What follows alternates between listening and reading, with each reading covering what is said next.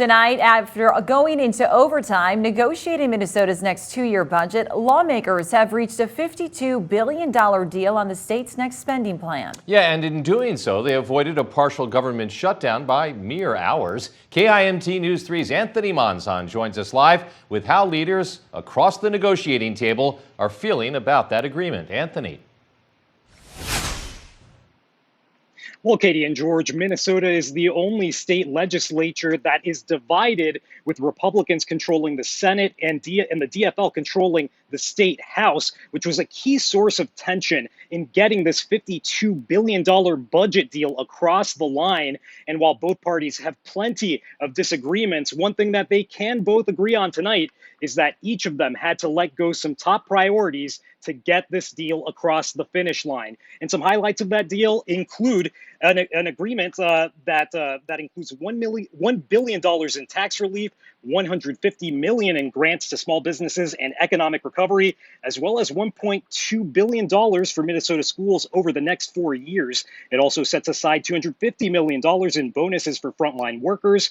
House Speaker Melissa Hortman says while the budget doesn't include everything DFL members wanted, lawmakers worked together to find compromise in the best interest of Minnesotans. Republican Senate Majority Leader Paul Gazelka says similarly.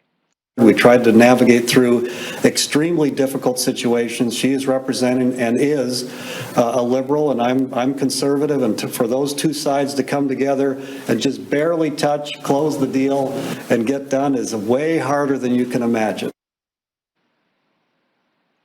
And Gazelka adds some of those recent negotiations specifically related to public safety measures were some of the most difficult he's ever encountered in his time in the state legislature. Now, Governor Walz, for his part, he says the following. He says with the budget now delivered, state leaders have shown they can overcome political differences in the best interest of Minnesotans. Live in Rochester, Anthony Monzon, KIMT News 3.